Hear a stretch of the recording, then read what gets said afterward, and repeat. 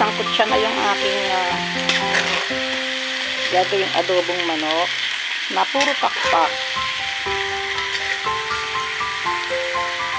Kasi ganyan ang gagawin natin sa lalo sa manok, sangkot siya niya muna, huwag niyo munang kasabawan. Ano. And then of course, ang ating ipang lalahok sa ating adobong pakpak ngayon ay ang ito. So, ayun na. Kita nyo. Kasi hindi ito masyadong maalat, hindi katulad ng mga toyo. At napakasarap nito, napakalinamnam.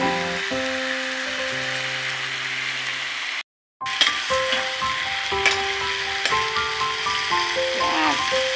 Bango na yan. Hindi pa pupulihin pa ng konti. Pero okay na. So, lagyan na natin siya ng ating soy sauce. Yan.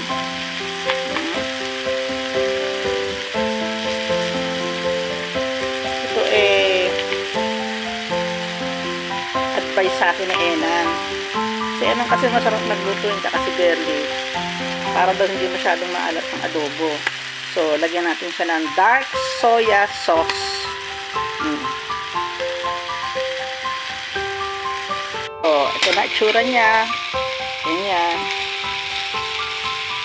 Sangkutsyado yung soya sauce, diba? At lagyan natin siya ng konting tubig para yun ang magpalambot sa manok hanggang sipsipin at hanggang sa matuyo-tuyo ng konti. Miyami na, diba?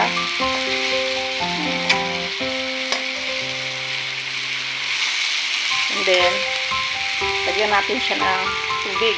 Ang tubig kong ilalagay ay hindi galing sa gripo, kundi ito ay isang mineral water. Yan ang nakakapagpasarap ng pagkain.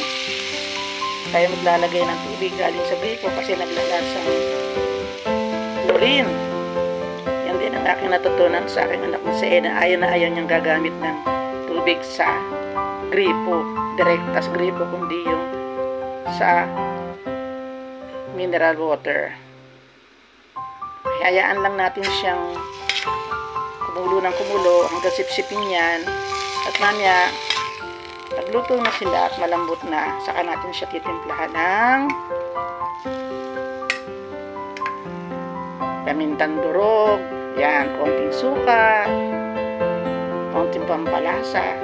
At yun na, sure na magugustahan na naman ni Minmin itong aking niluluto.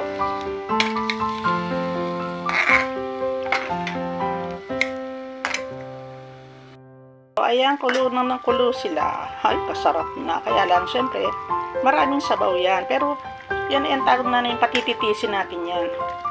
Ano yan, matutiyo. Napakasarap yan pagka yung medyo tuyo-tuyo na ng konti. So, ito na. Luto na. At wala nang gaanong sabaw. Oh. Ako, mapapadami na naman ang kain ni Minmin ito. Yan. Pero okay na yung sabaw na yan kasi sisip-sipin pa naman yan eh. Napakabango, napakasarap. Thanks for watching.